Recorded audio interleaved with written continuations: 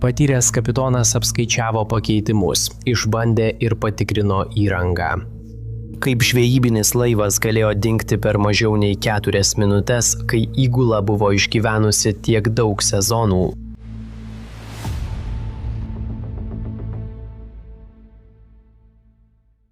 ...1981 metais žvejybinis laivas Compass Rose buvo pastatytas Teksase.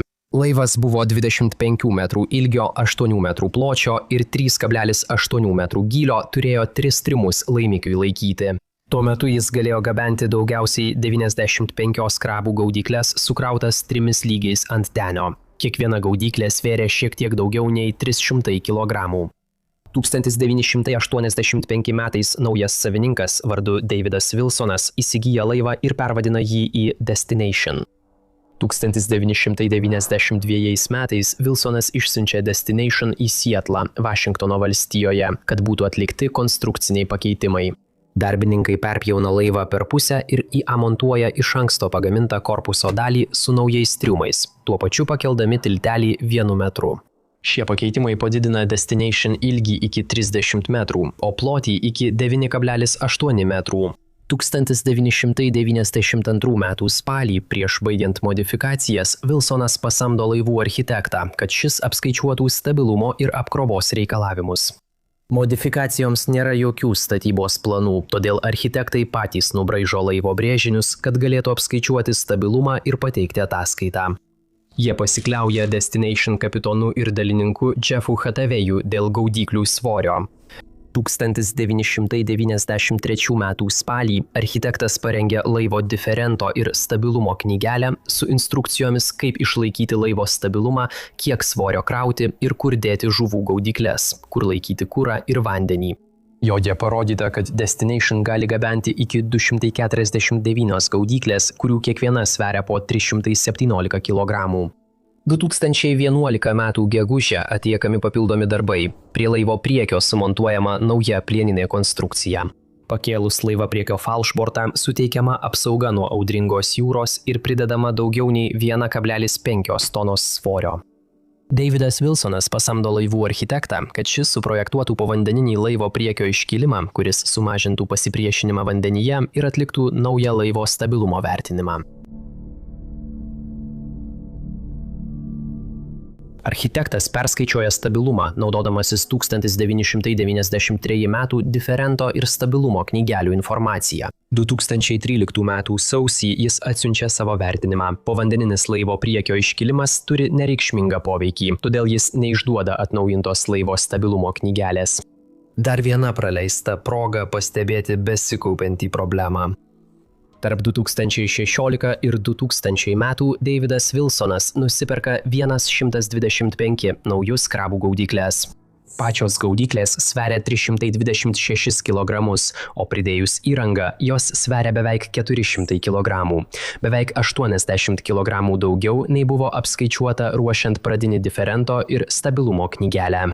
2017 m. vasario 2 dieną Trident Seafoods laivyno vadovas Švento Pauliaus saloje pasako Wilsonui, kad įmonėje baigėsi masalas ir Destination turėtų atvežti daugiau masalo. Wilsonas perduoda šią informaciją kapitonui Hatavejui trumpąją žinutę. Po 2 dienų, vasario 4, Destination atvyksta į Sandpointą, Aliaskoje, po 27 dienų menkių žvejybos. Įgula yra pavargusi, sumušta ir išsekusi po varginančių pamainų, kurios beveik mėnesį truko vidutiniškai po 20 valandų darbo ir 4 valandas poilsio. Pagal JOAV įstatymus, žvejybos laivai neprivalo laikytis darbo ir poilsio reikalavimų, kurie taikomi kitiems laivams. Ir nėra neįprasta, kad įgulos narys dirbtų 2 paras iš eilės, kad įvykdytų kvotą prieš pasibaigiant sezonui. Sandpoint įgula nedelsdama ruošia laivą pilio arba sniego krabų žvejybai. Jie pakeičia menkių žvejybos įrangą ir sukrauna krabų gaudykles ant denio. Kapitonas Hatavejus ir Davidas Wilsonas sudaro planą, kad laivas sustotų King Cove ir Dutch Harbor uostuose, kad pakrautų masalą ir sutaisytų išmetimo sistemos nuotėkį. Vasario 5 Trident Fuel Dock Sandpoint darbininkai pakrauna Destination 57 644 litrais dyzelinio kuro, 3 statinėmis variklio alyvos ir 1 statine hidraulinės alyvos. Po 3 dienų Destination išvyksta į King Cove. Po 9 valandų plaukimo Hatavėjus ir jo įgula atvyksta į King Cove ir prisišvartuoja prie Peter Pan Seafoods, kur pakrauna beveik 1,4 tonos sardinių masalo. Aliaskos žuvų ir medžiojamųjų gyvūnų departamento inspektorius apžiūri laivą ir išduoda vėžiagyvių patikros sertifikatą, kuriame nurodyta iš viso 200 krabų gaudyklių. Jis primena Hatavėjui pranešti pakrančių apsaugai apie 24 valandų išvykimo laikotarpį, kurio reikalauja Aliaskos valstijos taisyklės. Pakrančių apsaugos biuras gauna telefono skambutį ir klausia kapitoną Hatavėjų, ar jis norėtų savanoriškos stabilumo ir saugos atitikties patikros. Tai yra 15 minučių saugos patikra, skirta patvirtinti, kad laive esančių gaudyklių skaičius neviršija stabilumo instrukcijų knygelėje leidžiamo skaičiaus. Tai nėra privaloma patikra, o Hatavėjus atsisako, sakydamas, kad tokią patikrą turėjo praėjusį sezoną ir dabar laive turi net mažiau gaudyklių. 22:00 val. Destination išvyksta iš King Cove į Dutch Harbor uostą. Kitą dieną, vasario 9 dieną, 18:30 val. Iš žvejybinio laivo April Lane kapitonas mato, kaip Destination įplaukė į Dutch Harbor uostą. Atsižvelgdamas į nacionalinės orų tarnybos įspėjimus dėl šąlančių purslų, jis sunerimsta dėl laivo apkrovos būklės. Jis liepia denio darbininkui nufilmuoti vaizdo įrašą savo telefonu. Nacionalinė orų tarnyba 2 kartus per dieną skelbia orų prognozes visoje Beringo jūroje ir Aleutų salose, o įspėjimai apie šąlančius purslus galioja 48–72 valandų laikotarpiui. Šąlantys purslai – tai jūros vandens purslai, kurie užšąla ant šaltų paviršių ir padengia laivą storų ledo sluoksniu. Daugelis kapitonų išgirdę šiuos įspėjimus nusprendžia palaukti, kol sąlygos pagerės prieš išplaukdami. Hatavėjus nelaukia. Įgulai, kai ant denio yra krabų gaudyklės, pavojus kyla dėl to, kad šąlantys purslai kaupiasi ant vielinio tinklelio iš visų pusių kiekvienoje gaudyklėje ir visuose sukrautų gaudyklių sluoksniuose. Destination paprastai gabena 200 gaudyklių sukrautų 5 lygiais. Jie palieka tarpą per denio vidurio liniją, kad galėtų naudoti kaip tunelį ir pasiekti liukų dangčius 1., 2. ir 3. žuvų skyriui. 1. ir 2. skyrius yra pilni jūros vandens ir užsandarinti. 3. skyrius yra tuščias, o liukas paliekamas atidarytas, kad jie galėtų patekti į vairavimo patalpą per 3. skyrių, kaip reikalaujama stabilumo knygelėje išvykimo metu. Jei jie prarastų valdymą plaukdami ankštuose vandenyse, jie turi turėti galimybę greitai patekti į vairavimo patalpą. Destination prisišvartuoja prie Klosterbur šaldymo sandėlio, kad pakrautų kalmarų masalą. Įgulos narys iš kito žvejybos laivo Ocean Rover pastebi jo manimu didelį kiekį krabų gaudyklių sukrautų ant Destination ir padaro keletą nuotraukų. Nuo 18:30 iki 19:00 laivo įgula pakrauna 4 kalmarų masalo paletes, taip pridėdama dar 3 tonas svorio. Tačiau Destination masalo šaldiklis gali talpinti tik 2,7 tonos, o jie jau turi 1,4 tonos sardinių masalo. Įgula likusį masalą sukrauna ant krabų gaudyklių laivo viduryje. Dar vienas sprendimas priimtas dėl laiko spaudimo. 19:00 val. Destination išplaukia į Trident Seafoods. Kapitonas Hatavėjus palieka laivą, kad paimtų tarpinę ir galėtų suremontuoti pagrindinio variklio praleidžiančią išmetimo sistemą. Kol laivas prišvartuotas prie Trident Seafoods įmonės, 2 buvę Destination įgulos nariai aplanko laivą. Destination mechanikas pasakoja apie praleidžiančią riebokšlį, kuri atskiria sraigto veleną nuo vandenyno. Tai juos kamavo viso menkių sezono metu, todėl jam teko kas kelias valandas išsiurbti vandenį iš mašinų skyriaus sentinos. Visi išeina, o Hatavėjus nupirko grupiai vakarienę.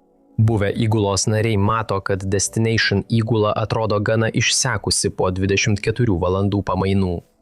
23 valandą jie išeina iš restorano ir grįžta į savo laivus. Destination išplaukia iš Dutch Harbor ir vyksta į St. Paul, kad sandėliuotų papildomus masalus prieš keliaudami į vakarus į savo žvejybos vietas. Plaukdami per naktį, įgulos nariai paeiliui budi vairinėje po 1 ar 2 valandas. Kelionės tarp Dutch Harbor ir St. Paul metu Hatavėjus kelis kartus skambina Aleutian Lady kapitonui palydoviniu telefonu. Aleutian Lady yra žvejybinis laivas priklausantis tai pačiai kooperatyvo grupiai kaip ir Destination. Jie dirba kartu ir dalijasi ištekliais. Kapitonas Hatavėjus vėluoja į krabų sezoną, nes jis ilgiau gaudė menkes. Aleutian Lady kapitonas sako, kad krabų sezonas vyksta lėtai, o Hatavėjus jau prarado kelias dienas rinkdamas papildomus masalus. Spaudimas Hatavėjui vis didėja. 13:30 val. Hatavėjus paskambina Trident Seafoods laivyno vadovui Šventomo Povilo mieste ir praneša, kad paliks 5 ar 6 paletes masalo saugojimui. Destination yra už 14 valandų kelio nuo Švento Jurgio salos ir atvyks į Švento Povilą šeštadienį 11 dieną arba sekmadienį 12 dieną. Laivo AIS arba automatinė identifikavimo sistema rodo, kad laivas plaukia 325 laipsnių kursu Švento Povilo salos link maždaug 8 mazgų greičiu po išvykimo iš Dutch Harbor. AIS yra sekimo sistema, kuri perduoda laivo tapatybę, buvimo vietą, kursą, greitį ir kitus duomenis vietiniams laivams, pakrančių stotims ir palydovams. 2 atskirais atvejais AIS sekimas rodo, kad laivas sulėtino greitį. Vieną kartą apie 10 minučių, o antrą kartą apie 60 minučių. Kai jo kursas pasikeičia į 0,43 laipsnius ir greitis sumažėja iki 0,4 mazgo. Tačiau 17 jūrmylių į šiaurę nuo Švento Jurgio salos kitas krabų žvejybos laivas Polar Ice plaukia tą pačią kryptimi. Kovodami su 35 mazgų vėjų ir 5 metrų bangomis, jie 4 kartus sustoja, kad įgula galėtų nuplėšti ledą nuo denio naudodama nailoninius kūjus. Kiekviena ledo daužymo sesija užtrunka apie 5 valandas, o jie neturi nė vieno krabų gaudyklės laive. Destination turi. Vasario 11 dieną 4:57 val. Nacionalinė orų tarnyba transliuoja regiono orų prognozę. Jie paskelbė mažųjų laivų perspėjimą dėl vėjo iš šiaurės rytų ir šąlančių purslų visą savaitgalį. Sąlygos galinčios būti pavojingos mažiems laivams. 5 val. Destination kerta pietvakarinę Švento Jurgio salos pusę, slėpdamasi nuo vėjo už salos. Laivas laikosi kurso, plaukdamas maždaug 2,5 jūrmylės nuo vakarinės pakrantės. Naudodamasis salos apsauga padidina greitį iki 9 mazgų. Žvejybinis laivas Clipper Surprise slepiasi nuo šąlančių purslų pavėjinėje salos pusėje, kuri apsaugota nuo vėjo. Jo kapitonas savo AIS mato kitus laivus Zapadny įlankoje. Visi sumanė tą patį. Jie laukia, kol praeis audra. Destination nelaukia. 5:55 val. Destination kerta Dulnojaus kyšulį, šiaurės vakarinį Švento Jurgio salos tašką. Vandenis prie Dulnojaus kyšulio garsėja audringomis jūros sąlygomis ir stipriais vėjais. Potvynis juda iš pietų, o vėjas pučia iš šiaurės rytų priešinga kryptimi. Todėl susidūrus šioms 2 priešingoms jėgoms susidaro stačios bangos, kurios lūžta. 60 praplaukus Dulnojaus kyšulį, Destination nebeturi apsaugos nuo pavėjinės Švento Jurgio salos pusės. Vėjas pagauna sušalusius krabų narvus tarsi burė, todėl laivas pasvyra arba pakrypsta į kairę. Kad atsvertų, įsivaizduoju, kad vairininkas suka Destination į dešinę prieš vėją ir bangas. Tačiau 6:12 užbaigus posūkį priešpriešinis vėjas priverčia laivą prarasti greitį, sumažindamas jį iki 0,9 mazgo. Po laivų srovė teka 0,8 mazgo greičiu iš užpakalio, todėl vandens srautas per vairą yra neutralizuojamas. Destination praranda galimybę valdyti laivą, o laivo priekis visiškai apsisuka prieš vėją, kol 6:13 val. Laivas būna visiškai apsisukęs. Bangos taškosi per denį, tačiau visi vandens nutekėjimo angos yra užblokuotos ledu. 3-ojo triumo liuko dangtis yra atidarytas ir vanduo plūsta į laivą. Perkrauti krabų spąstai, masalas laikomas aukštai denyje, kaupiasi sunkus ledas. Viršuje apsunkintas laivas praranda stabilumą. Per kelias minutės laivas apsiverčia ir nuskęsta.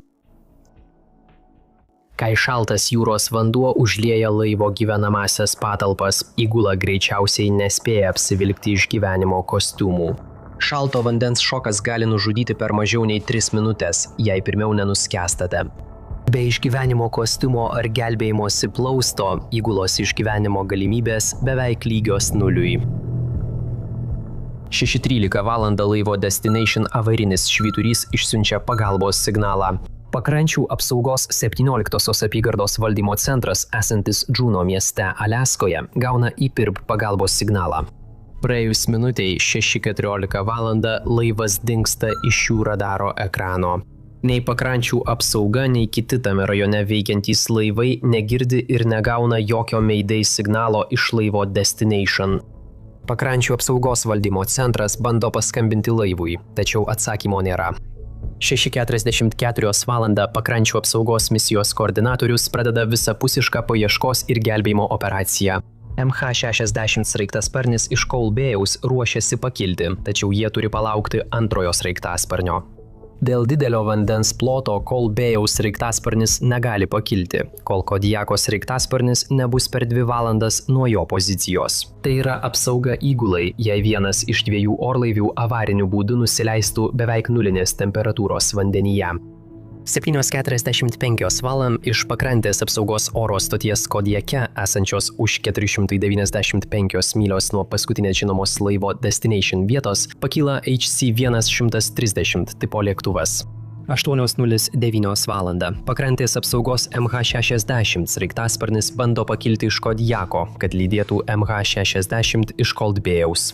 Tačiau, kai sraigtasparnis rieda pakilimo taku, variklio įsiurbimo angose pradeda kauptis ledas. Pilotui tenka grįžti į angarą, kad pašalintų ledą nuo variklio įsiurbimo angų. Po 30 minučių Kodiako sraigtasparnis jau ore. Netoliese esantys žvejybiniai laivai pirmieji pasiekė įvykio vietą. 09:30 val. Silver Spray įgula aptinka nuolaužas ir naftos dėmę 3,9 jūrmylės nuo paskutinės žinomos laivo Destination AIS pozicijos. Po 20 minučių atvyksta Bering Rose, tačiau praneša, kad laivo pėdsakų nėra. 10:13 po beveik 2,5 valandos. Pakrančių apsaugos HC-130 lėktuvas perskrenda Švento Jurgio salą. MH60 sraigtasparnis iš Kolbėj atvyksta netrukus po to. 11:40 Silver Spray įgula ištraukė gelbėjimosi ratą su žvejybinio laivo Destination pavadinimu. MH60 sraigtasparnis atvyksta į paskutinę Destination žinomą vietą ir aptinka įpirp mažiau nei už pusės jūrmylės nuo Švento Jurgio salos. Sraigtasparnis nukreipė Silver Spray į įpirp buvimo vietą. 12:25 Silver Spray įgula ištraukė įpirp. Vasario 14-ąją po daugiau nei 3 dienų paieškų apėmus 4972 kvadratinės jūrmyles pakrančių apsauga nutraukė paiešką. Išgyvenusiųjų nėra. 2017 m. Liepos 8 d. Nacionalinės vandenynų ir atmosferos administracijos laivas apžiūri teritoriją netoli paskutinės žinomos Destination buvimo vietos, naudodamas šoninio skenavimo sonarą. Objektas, atitinkantis Destination aprašymą, rastas gulintis ant kairiojo borto, nukreiptas į pietvakarius, 78 metrų gylyje, maždaug 6 jūrmylės į šiaurę nuo Delnoy Point. Pakrančių apsaugos tarnyba naudoja nuotoliniu būdu valdomą aparatą tyrimui. Jie patvirtina, kad objektas yra žvejybinis laivas Destination. Stiprios srovės neleidžia jiems manevruoti nuotoliniu būdu valdomu aparatu pakankamai arti, kad būtų galima detaliai apžiūrėti korpusą, tačiau jiems pavyksta iškelti krabų gaudyklę. Gaudyklė sveria 399 kg, įskaitant viduje laikomą įrangą. Tai yra 82 kg daugiau nei stabilumo skaičiavimuose. Turėdama 200 krabų gaudyklių, beveik 2 tonas masalo ant denio ir greitai besikaupiantį ledą, Destination išsilaikė tik 4 minutės nuo pirmųjų problemų ženklų, iki tol, kol buvo prarastas jos signalas. Norėdami pamatyti daugiau nelaimių, dabar spustelėkite vaizdo įrašą ekrane.